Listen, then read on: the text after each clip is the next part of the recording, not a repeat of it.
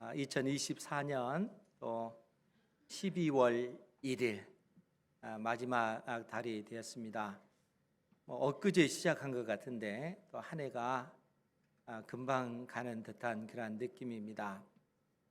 기사를 하나 보니까 작년에, 그러니까 2023년 한 해 동안 고독사 한 사람들의 어떤 수가 나왔던데 보니까 3,661명이 고독사를 그렇게 하셨어요. 그러니까 갈수록 혼자 사는 그런 인구가 많다 보니까 최근 5년 동안 꾸준히 고독사 하는 사람들의 숫자가 증가되고 있는 그런 모습을 볼 수 있었습니다.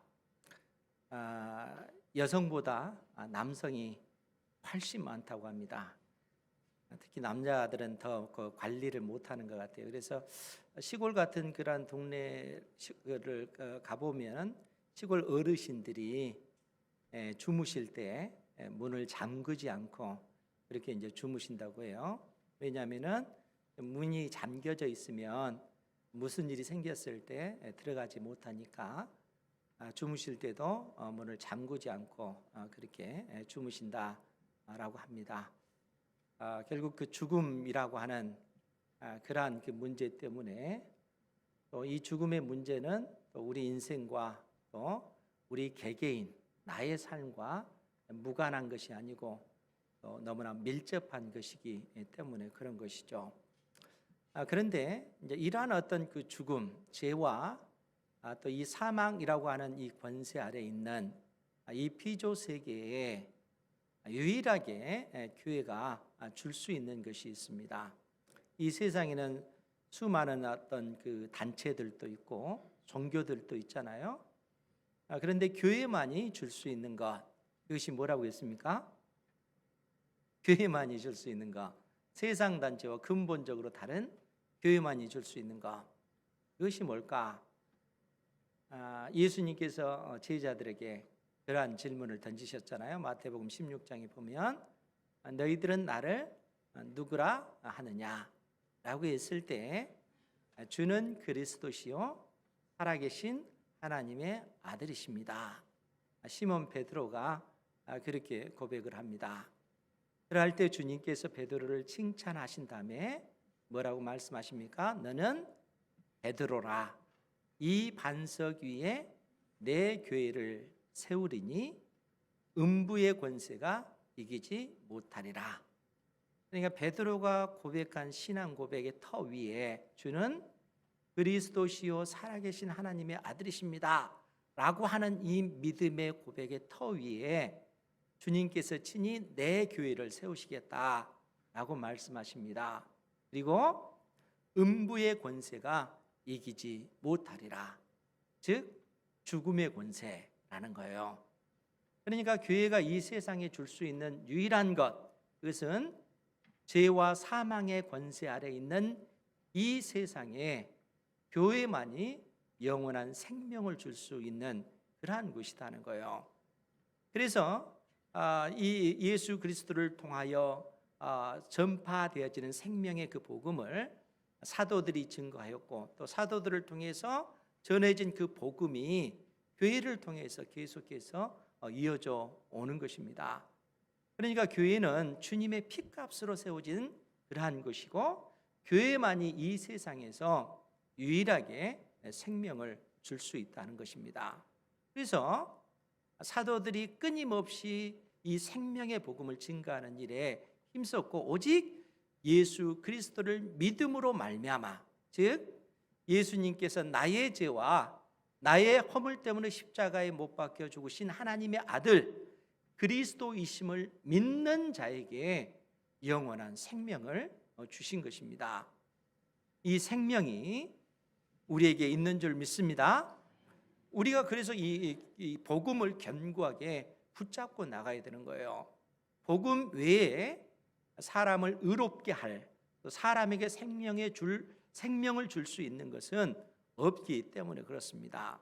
그런데 오늘 말씀을 보면 이 빌립보 교회의 심각한 문제가 뭐냐면은 이 빌립보 교회에 거짓된 그 복음을 가진 자들이 나타났다는 것이죠. 이 사람들은 누구냐면 유대인들입니다. 그러니까 바울 사도가 증거해서 세워졌던 그러한 그 교회, 이 빌립보 교회에 어떤 유대인들이 와서 하는 얘기가 우리가 구원을 얻기 위해서는 예수 그리스도를 믿을 뿐만 아니라 율법을 지켜 행하여야 한다. 이렇게 거짓된 진리를 가르치는 것입니다.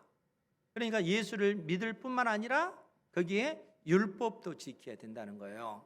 그런데 이 유대인들이 말하는 그 율법을 지키는 것이 뭔가라고 했을 때 사실 이때 당시 유대인들은 모든 사람들이 그 율법의 의미를 풍성히 알 수 있는 그러한 시대는 아닙니다. 그렇기 때문에 유대인들 가운데 특별히 율법이 주어진 것, 율법의 외적 표현, 우리가 하나님의 언약 백성이다라고 하는 그러한 그 표로 알 수 있는 할례를 행하는 것, 또 정결한 음식을 먹는 것, 절기를 지키는 것, 이 세 가지를 지켜 행하면 우리가 율법을 지킨다. 유대인들은 그렇게 생각을 한 거예요.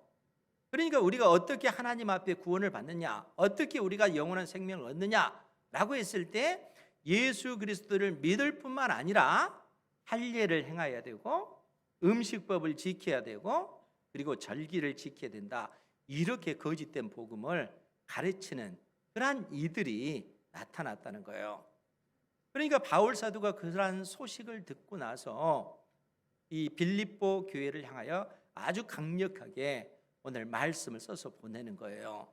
그러면서 그러한 빌립보 교회 성도들을 향해서 뭐라고 얘기를 하냐면은 빌립보서 3장 4절 말씀이에요. 거기에 보면 뭐라고 얘기하냐면은 그러나 나도 육체를 신뢰할 만하며, 지금 바울 사도가 하는 얘기예요.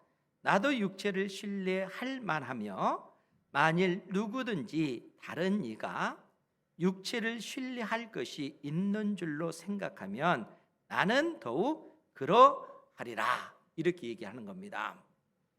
우리가 지난주에도 이 말씀을 들었잖아요. 그러니까 지금 이 육체를 신뢰한다라고 하는 것은 내 힘으로, 내 능력으로, 내 공로로 구원받을 수 있다, 이렇게 생각하는 거예요. 율법을 지켜 행함으로써 우리 인생이 구원받을 수 있다. 어떤 유대인들은 이렇게 생각하는 겁니다.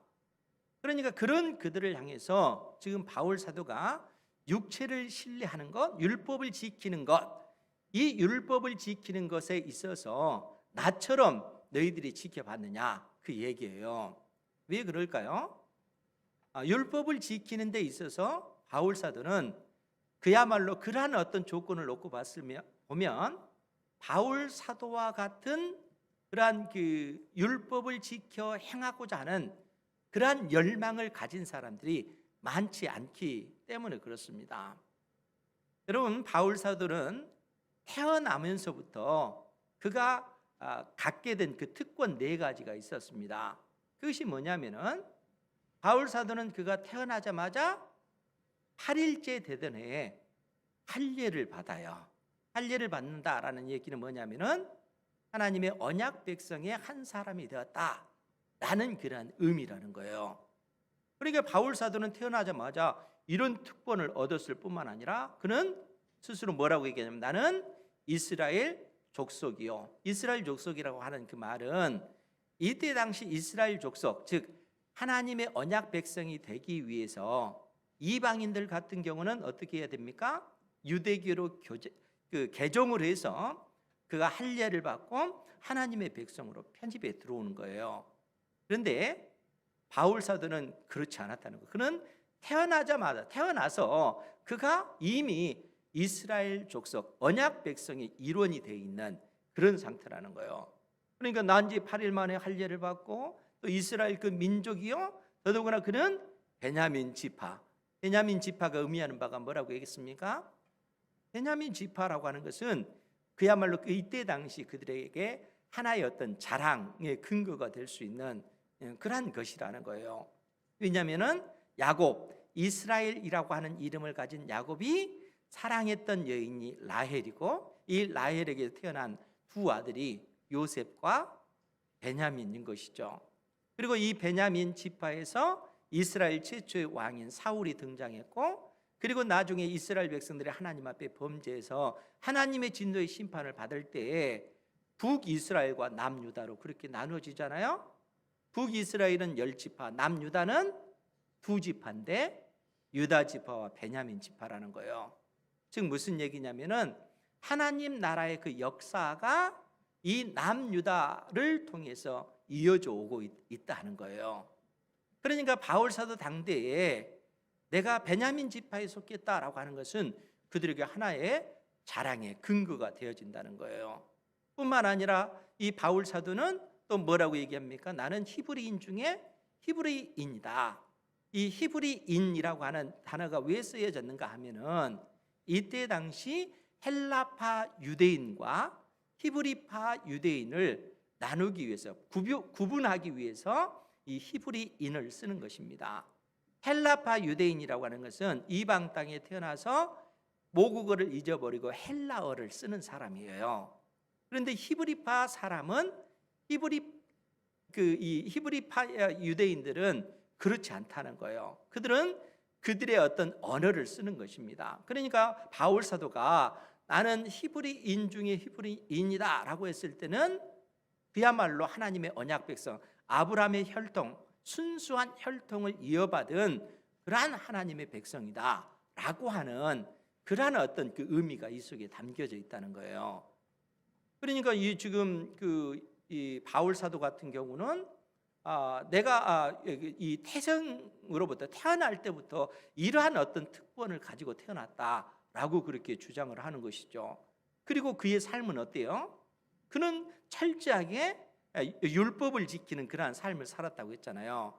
그래서 율법으로 말하면 나는 바리새인이다. 바리새인이라고 하는 것은 분리주의자라는 그런 뜻을 가지고 있어요. 무엇으로부터 분리인가라고 했을 때 이 세상으로부터 부정하고 더러운 것으로부터 분리한다는 거예요. 왜냐하면 거룩한 백성이기 때문에. 그래서 바리새인들은 그들이 철저하게 하나님의 그 율법을 연구하고 준행하고 그 바리새파 운동을 통해서 거룩 운동을 일으켰던 그러한 사람들이 바리새인들이라는 거예요. 그러니까 그러한 바리새인 중에 한 사람이 바로 바울 사도 자신이라는 것이죠. 그리고 열심의 기준으로 놓고 봤을 때는 그는 교회를 핍박하는 자다 이렇게 얘기합니다. 근데 여기서 열심이라고 하는 단어는 질투라고 하는 단어와 같은 의미예요. 그럼 왜 이것이 같은 의미인가? 지난주에도 말씀을 드렸지만 민수기 25장에 보면 누가 등장한다고 했어요?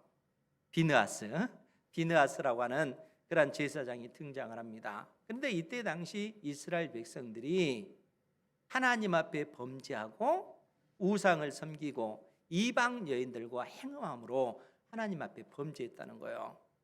그러니까 이로 인해서 하나님께서는 이스라엘을 향해서 진노하십니다. 하나님께서는 질투하시는 하나님이시다 이렇게 선언하셨어요. 왜 그런가 하면은 여러분 이 비유를 놓고 보면 알 수가 있을 거예요. 지금 하나님께서는 하나님과 이스라엘의 그 관계를 남편과 아내의 관계로 비유해 주셔요. 무슨 얘기입니까? 남편이 자기 아내만을 사랑해야 되잖아요. 아내도 자기 남편만을 사랑해야 되잖아요. 근데 이 남편이 자기 아내를 사랑하지 않고 다른 여자를 사랑하면 어떻게 되겠어요? 이 여자가 자기 아내를 사랑하지 않고 다른 남자를 사랑하면 어떻게 되겠어요? 질투가 불일듯 일어나지 않겠어요? 분노하는 것이죠. 하나님께서 이스라엘을 바라볼 때 그 마음이 그러하다는 거예요. 아내된 이스라엘이 하나님을 섬기지 아니하고 우상을 섬기는 이것으로 인해서 하나님께서는 분노하시는 것입니다. 질투하시는 하나님이시라는 거예요. 그런데 이런 하나님의 마음을 비느하스가 품고 한 이스라엘 사람이 미디안 여인과 동침하는 그것을 보고 창으로 그 남녀를 찔러 죽이는 거예요. 하나님께서는 그러한 비느하스를 칭찬하셔요. 내 마음을 품고 그 일들을 했다는 거예요. 그래서 하나님께서는 비느하스의 그 열심을 보고 나서 이스라엘의 모든 죄를 용서해 주시고 이스라엘에게 내렸던 그 재앙을 하나님께서는 거두십니다. 그러니까 이스라엘 백성들은 하나님께서 이스라엘을 위해서 행하신 그 사건을 너무너무 잘 알고 있는 거예요. 그러니까 예수님 당대의 열심당, 그 열심당원들이 가지고 있던 그 생각이 무엇일까요? 그것이 바로 비느하스가 가졌던 그 열심이라는 거예요. 그래서 열심당입니다. 그러니까 바울 사도는 그러한 어떤 그 열심으로 교회를 핍박했다는 거예요. 왜냐하면은 교회는 즉 하나님의 그 영광을 가릴 뿐만 아니라 교회는 또 이스라엘 백성들의 그 순수성, 그 거룩성을 훼손하는 그러한 존재들이 예수 믿는 사람들이라 이렇게 생각했기 때문에 그런 것입니다. 그러니까 예수 믿는 사람들은 복음을 증거해서 유대인들뿐만 아니라 이방인들도 예수님을 믿기만 하면 구원을 얻는다 이렇게 전하잖아요. 하나님의 거룩한 백성의 그 거룩성을 훼손시키는 그런 악한 존재들이라고 생각하는 겁니다. 그래서 바울 사도가 그 열심, 하나님의 그 마음을 품고 교회를 핍박하는 거예요. 여러분, 바울 사도의 어떤 그 열정이 대단하잖아요. 그래서 의로움의 의의 그 기준으로 놓고 보면, 유대교의 그 의로움의 기준으로 놓고 보면 바울 사도는 율법에서는 흠을 찾을 수 없는 그런 사람이라는 거예요. 바울 사도가 자기 자신을 그렇게 얘기하는 겁니다. 그런데 놀랍게 바울 사도는 이러한 그 모든 것들, 그가 이 유대인으로서 또 율법 학자로서 그가 가졌던 그 모든 집안의 배경뿐만 아니라 유대인으로서 가졌던 그 모든 그 특권을 그야말로 배설물처럼 여겨버렸다는 거예요. 왜 그랬을까요? 그것이 내 인생에 아무런 의미를 주지 못한다는 거예요. 오히려 이러한 것으로 인해서 바울 사도는 오히려 그가 율법을 지켜 행하려고 한 이것 때문에 정작 그리스도를 알지 못하는 그러한 삶을 살았기 때문에 그런 것입니다. 그래서 오늘 8절 9절 8절 말씀을 보면 7절 8절을 볼게요. 그러나 무엇이든지 내게 유익하던 것을 내가 그리스도를 위하여 다 해로 여길 뿐더러 또한 모든 것을 해로 여김은 내 주 그리스도 예수를 아는 지식이 가장 고상하기 때문이라. 내가 그를 위하여 모든 것을 잃어버리고 배설물로 여김은 그리스도를 얻고 그 안에서 발견되려 함이니. 바울 사도가 지금껏 살아왔던 삶의 그 모든 방식, 그가 그 바리새인으로서 또 그 열심으로 교회를 핍박하는 자로서 의의 그 기준으로서는 흠이 없는 자로서 살아왔던 그 모든 삶의 방식을 다 버리고 그것을 배설물처럼 여긴다는 거예요. 왜 그렇게 했겠는가라고 했을 때 사람의 힘으로, 사람의 능력으로, 사람의 공로로 우리 인생은 의롭게 될 수 없기 때문에 그렇다는 거예요. 바울 사도는 이 진리를 깨달은 것입니다. 그러니까 우리가 의롭게 되는 길은 어떤 사람의 어떤 행위나 그 공로로 우리가 의롭게 되는 것이 아니라 오직 우리가 의롭게 될 수 있는 그 유일한 길은 예수 그리스도를 믿음으로 말미암아 우리가 의롭게 되어진다는 사실입니다.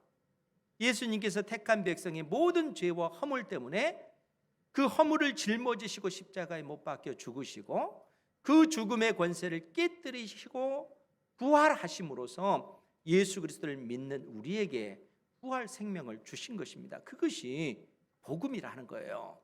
그래서 바울 사도가 오늘 9절 말씀에 뭐라고 얘기하냐면은 내가 가진 의는 율법에서 난 것이 아니요 오직 그리스도를 믿음으로 말미암은 것이니 곧 믿음으로 하나님께로부터 난 의라. 바울 자신이 하나님 앞에 의롭다 인정받는 것은 그것은 율법에서 난 것이 아니라는 거예요. 율법에서 난 것이 아니고 오직 그리스도를 믿는 그 믿음을 통해서 의롭게 되어졌다라고 지금 선언하고 있는 것입니다. 그러니까 여러분들이 하나님 앞에 구원받은 것도 여러분들의 어떤 그 행위나 그 공로가 있는 것이 아니라는 거예요. 오직 예수 그리스도를 믿음으로 말미암아 의롭게 되어졌다라고 성경이 선언하고 있습니다. 그래서 이제 여러분들이 오늘 이 시간을 통해서 깊게 생각해야 될 것이 있어요. 그것이 뭐냐면은 오늘 말씀의 제목에 나타난 대로 복음에 나타난 하나님의 의, 복음에 나타난 하나님의 의로움이라고 하는 것이 무엇인가 하는 것을 여러분들이 명확하게 깨달아 알아야 돼요. 그러니까 복음에는 하나님의 의로움이 나타납니다. 복음에만 나타나는 거예요.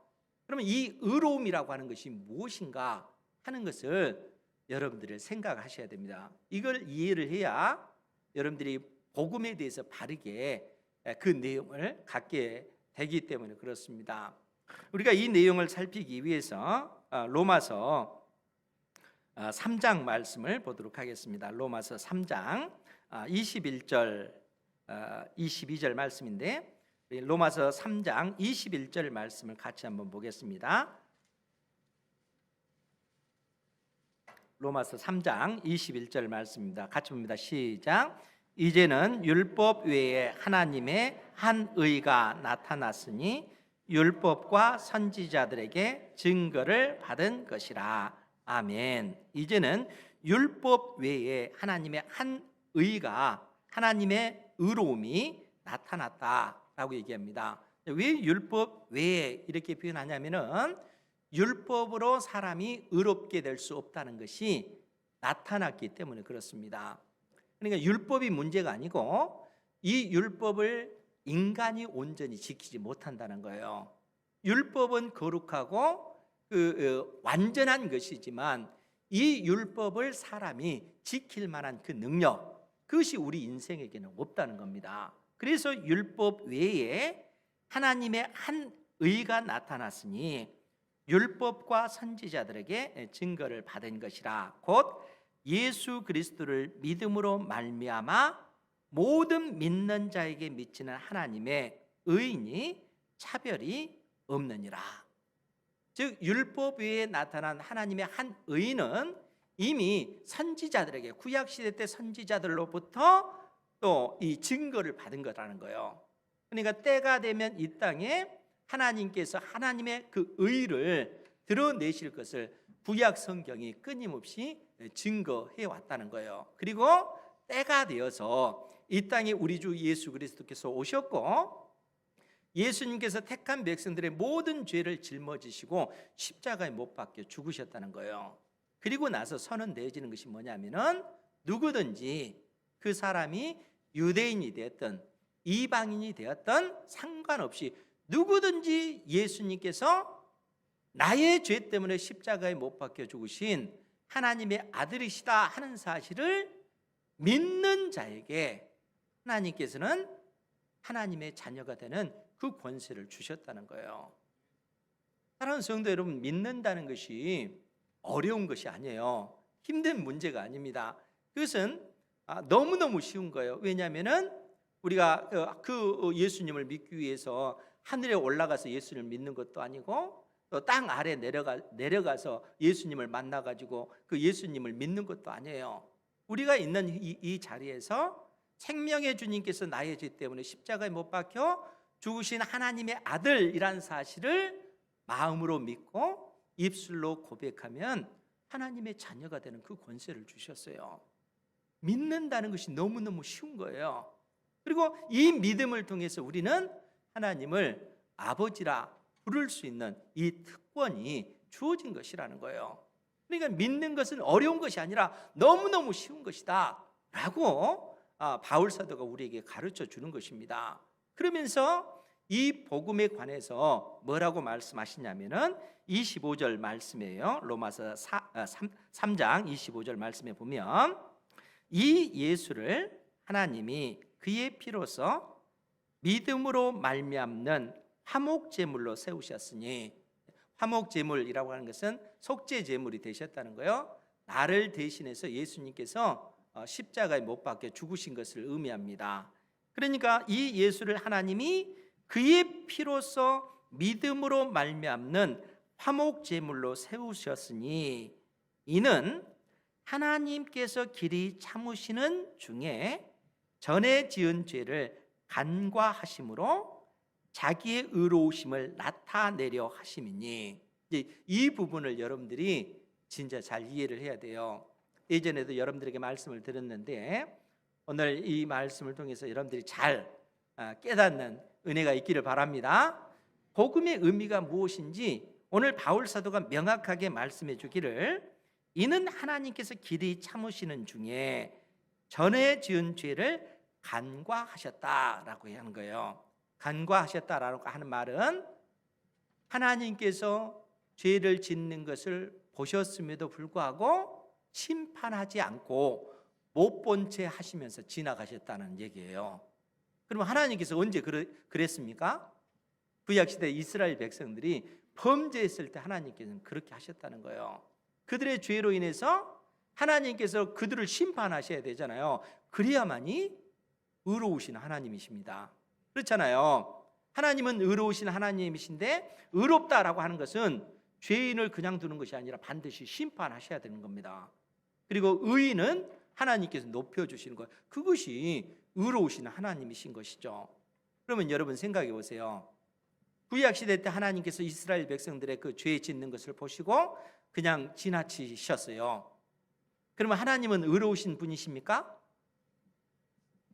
아니잖아요. 하나님은 의로우신 분이 아니신 거예요. 그런데 성경이 뭐라고 얘기하냐면은 이는 하나님께서 길이 참으시는 중에, 이스라엘 백성들이 범죄해도 참으시는 중에 전에 지은 죄를 간과하심으로, 보면서도 못 본 채 지나가심으로 자기의 의로우심을 나타내려 하심이니. 자기의 의로우심을 언제 나타냈어요?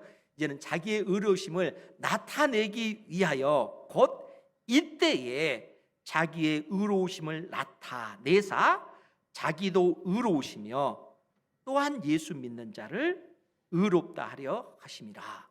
즉 예수님께서 십자가에 못 박혀 죽으신 그때, 즉 26절에 곧 이때에 라고 하는 이때가 예수님께서 십자가에 못 박혀 죽으실 그때를 의미하는 거예요.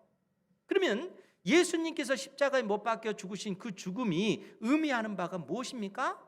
예수님께서는 십자가에서 저주받으셔서 죽으셨어요. 하나님께서 예수 그리스도를 저주하신 거예요. 그런데 예수님께서 십자가에 못 박혀 죽으신 그 죽음은 예수님의 죄 때문에 그런 것이 아니고 예수님께서 친히 우리를 위하여, 우리를 대신하여, 택한 자녀인 여러분들을 대신하여 예수님께서 십자가에 못 박혀 죽으셨다는 거예요. 즉 하나님의 의로우심이 어떻게 드러나는가? 구약시대 때 또 신약시대 때 하나님의 택한 백성들의 그 모든 죄를 하나님께서 다 용서해 주셨는데 그냥 용서해 주신 것이 아니라 의로우신 하나님께서 그 모든 죄를 예수님의 십자가에서 예수님께 그 죄를 물으셨다는 거예요. 예수님께서 죽으신 그 죽음은 우리를 대신하신 그 죽음이라는 거예요. 우리가 마땅히 받아야 될 그 죄에 대한 그 형벌을 예수님께서 나 대신 십자가에 못 박혀 죽으신 것입니다. 그러니까 예수님을 그처럼 하나님께서 저주하셔서 십자가에 못 박아 죽이심으로써 하나님께서 자신의 의로우심을 드러내셨다는 거예요. 범죄한 사람을 용서치 아니하시고 그 죄의 대가를 치르시는 하나님이시라는 거예요. 의로우신 하나님이시기 때문에. 그래서 지금 바울 사도가 26절에서 곧 이때에 자기의 의로우심을 나타내사 자기도 의로우시며, 그래서 하나님의 그 의로우심이 그렇게 드러난 거예요. 그리고 또한 예수 믿는 자를 의롭다 하려 하심이라, 이렇게 선언하고 있는 거예요. 그렇기 때문에 복음에 나타난 하나님의 의로움, 그것이 어떤 것이겠어요? 복음에는 하나님의 의가 나타나서, 이렇게 바울 사도가 로마서 1장에서 복음에 관해서 얘기해 주잖아요. 복음에는 하나님의 의로움이 나타난다는 거예요. 그 의로움은 두 가지 면이에요. 죄인을 심판하시는 하나님의 그 의로우심, 자기 자신의 의로우심을 드러내실 뿐만 아니라 예수님께서 나의 죄 때문에 십자가에 못 박혀 죽으신 하나님의 아들이란 사실을 믿는 자에게 의롭다 해주시는 하나님의 의라는 거예요. 그러니까 그러한 의로움은 우리가 그냥 얻은 것이 아니라 예수님께서 나의 죄 때문에 십자가에 못 박혀 죽으신 그 죽음을 통해서 그 의로움, 하나님의 그 의로움이 그렇게 나타났다는 거예요. 우리가 예수 그리스도를 믿을 때 그 의가 우리에게 오는 것입니다. 그러면 사랑하는 성도 여러분, 우리가 예수 그리스도를 믿음으로 말미암아 의롭게 되었고 하나님의 그 부활 생명을 가진 그러한 자가 되었잖아요. 그러면 여러분과 예수님을 믿지 않는 이 세상 사람과 한번 비교를 한번 해보세요. 어떤 차이가 있겠어요? 여러분들은 예수님을 믿고 세상 사람들은 예수님을 믿지 않습니다. 그런데 여러분들과 세상 사람은 근본적인 차이가 있어요. 어떤 차이가 있는가 하면 여러분들에게는 예수님의 부활 생명이 있는 것이고 세상 사람들에게는 그 부활 생명이 없는 것입니다. 다르게 얘기하면 여러분들은 이미 여러분들의 죄와 그 허물을 십자가에서 예수님께서 못 박혀 죽으실 때 여러분들도 여러분들의 모든 죄의 형벌을 십자가에서 다 받으신 거라는 거예요. 여러분들은 죄가 없는 거예요. 이제는 예수님께서 여러분들의 모든 죄를 깨끗하게 해주셨기 때문에. 그러나 세상 사람들은 어때요? 여전히 그들은 죄와 사망의 권세 아래에 있습니다. 여러분들은 죄와 사망의 권세에서 벗어난 존재라는 거예요. 그렇기 때문에 이 세상 사람들은 이 땅에서 육신적인 죽음을 맞이할 때 그들은 어떻겠어요? 죽음 자체가 그들에겐 두려움이요 공포인 거예요. 왜냐하면 그 죽음을 통해서 영원한 지옥 형벌을 그들은 받게 되기 때문에 그런 것입니다. 그들에게는 죽음은 두려움입니다. 공포입니다. 그런데 여러분들은 어떻습니까? 예수 그리스도를 믿는 사람들, 그러한 사람들은 죽음이 공포가 아니에요. 왜냐하면 이미 우리는 예수 그리스도 안에서 예수님과 함께 우리의 모든 죄의 형벌을 다 받았고 하나님께서 예수 그리스도를 다시 살리실 때 우리 역시 다시 살게 하셔서 부활 생명을 가진 존재가 되었기 때문에 그렇다는 거예요. 그렇기 때문에 여러분들이 이 땅에서 죽음을 맞이할 때 여러분들의 그 죽음의 의미는 낡은 옷을 벗어버리고 새 옷을 입기 위한 그런 과정으로서 그 죽음이라는 거예요. 죽음이 여러분들에겐 죽음이 아니라 두려움이 아니라 공포가 아니라 그 죽음을 통해서 살아계신 우리 주님 앞에 우리는 나아가는 겁니다. 우리 주님과 함께 1000년 동안 왕노릇하면서 우리 주님께서 이 땅에 재림하실 때까지 우리 주님께서 온 세상을 통치하시고 다스리시는 그 권세 속에 여러분들도 그 통치자의 그 역할을 감당하게 되어진다는 거예요. 그것이 요한계시록에서 우리에게 가르쳐주는 그러한 교훈입니다.